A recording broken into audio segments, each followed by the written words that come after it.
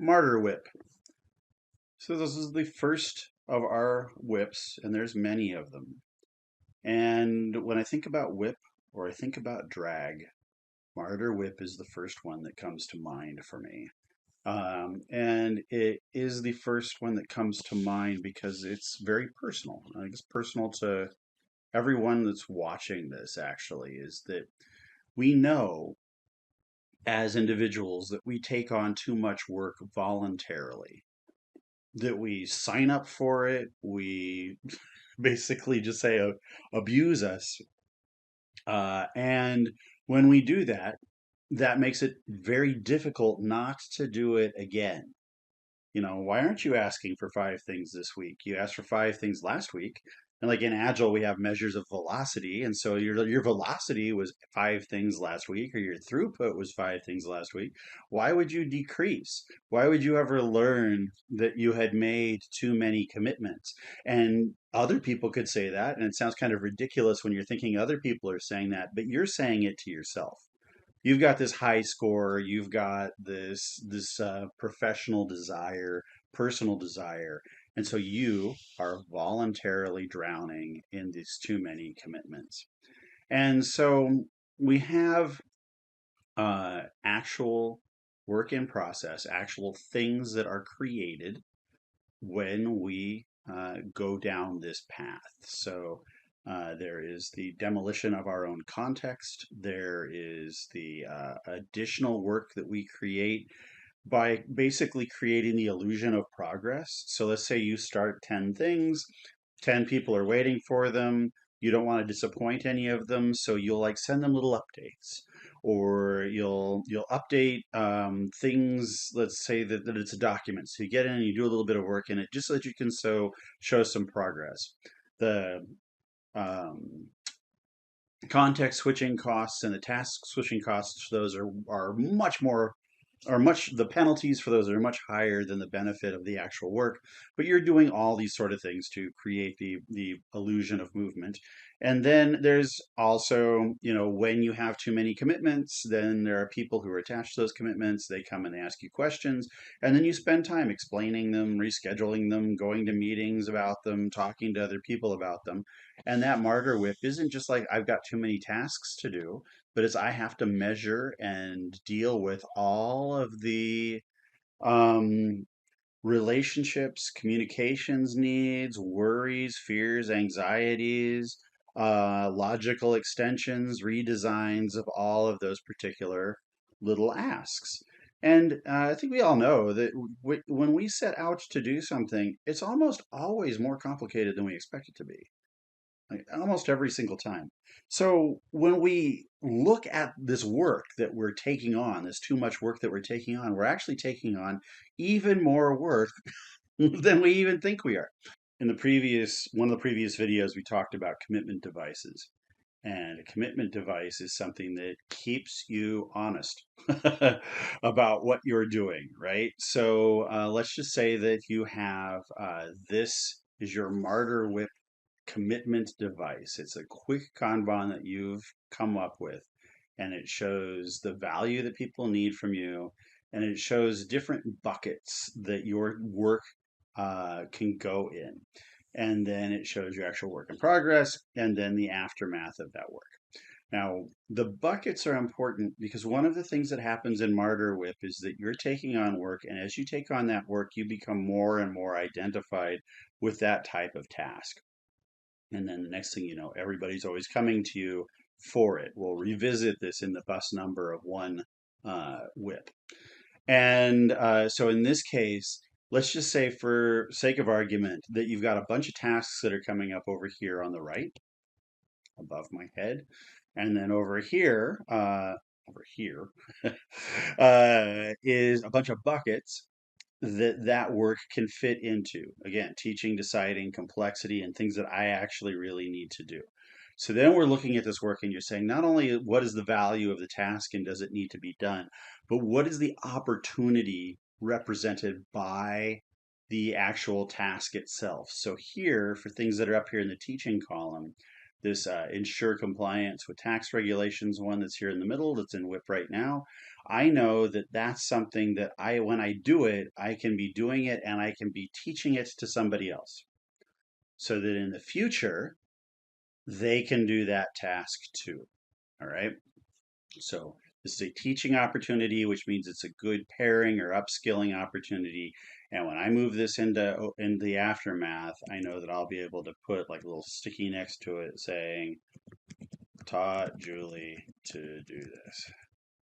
Okay. So in the future, that's not just me as martyr. This can go to other people too. Okay, the next one is deciding. So these are tasks where you're actually confronted with the fact that this task requires or creates an opportunity for a decision. All right. So lots of times when people get a task where they need to decide something, they decide something. And that's it. Okay, then they've made the decision. They made it alone. No one else knows what the decision is or why. And even if they communicate that to other people, the decision itself is something that future questions about that decision all have to come back to me and only me because I made that call. I made that decision. I made that I had that conversation, right? So what we want to do here is when something comes up and this is in the deciding column, like let's just say that these two things are going into the deciding column, that I'll move this one over.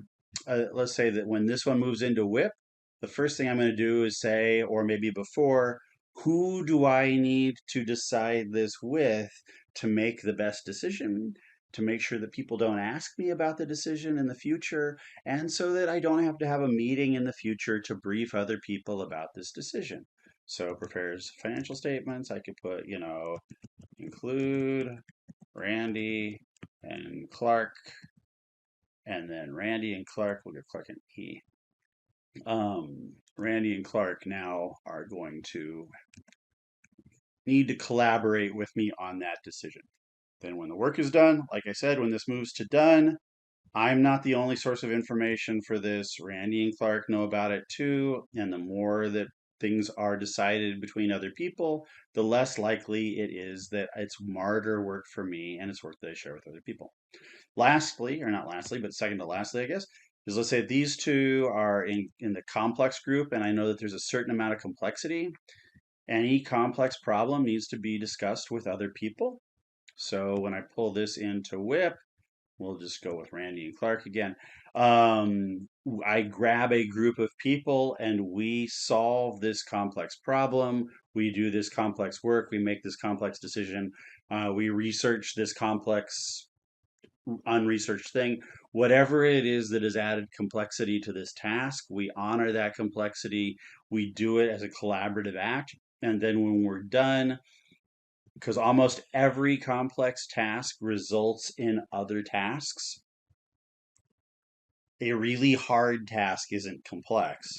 A complex task is where there's a lot of unknowns. So when you learn about those unknowns, all of a sudden you've got oh, thank you. You've got 15 new tasks that appear over here, and those 15 new tasks all will require some new work. And so now there's multiple people who know about that work, and it's not me again doing the complex task, learning all of the new complex work for that task, having that complex task blow up into a whole bunch of new tasks, and then I go off and do it. Now I've done this with Randy and Clark, and at the very least, they will be suffering with me, if not them suggesting or us as a group suggesting, we better meet with the greater team or teams to find out what to do with the rest of these new tasks that have just exploded here, right? A big part of Martyr Whip is that people will take on something complex, it will blow up into 100 million new tasks, and then they'll try and do every single one of those tasks alone. Or they will start to tell other people, hey, I need you to do this and I need you to do that. And that there's still so many more tasks that they don't have time to adequately explain them. And then everybody becomes frustrated because they're getting unexplained or completely incomprehensible requests for work. All right, then last is really me.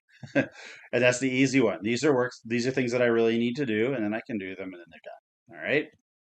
So there's a variety of things in our little graduation from martyrdom strategy that we have here. And let me get it lined up there. And what we're doing is we're looking for patterns in the work. We're designing an environment that allows us to take the martyr patterns that we've noticed and work our way around them. This is usually done through collaborative things. So martyrdom grows out of singular work. The path out of it grows from collaborative work. So we're establishing commitments with other people. We're restructuring the way that we make choices and do our work. Like I said, like some of the things are more collaborative than we thought they were before. And that when we set up this board, say, this is my board now, this is how I'm doing my work, we communicate this board to other people. And then trust me, they will start using it. They will either use it to give you new work or they'll use it for themselves as well, because these things end up being shared by the team more often than any of the martyrs or the people that work with the martyrs think. If there's one martyr on your team, there's usually more than one martyr on your team. So then you build the support systems after that. You build, what we called earlier the choice architecture, which is saying, okay, we've got all of these things that need to be done. There's all these decisions that need to be made. There's all of this fatigue that's happening. How do we create a system that allows us to make better choices? Which is, we understand that the choices have some type of impact, and then we do that work based on the impacts of those choices. So, in dealing with Martyr Whip, our commitment devices are individual. I'm going to set up a board with my stuff. They're the team. How does the team relate to this new work and this flow? And it is systemic. Now we understand how we deal with change, how we deal with these types of work.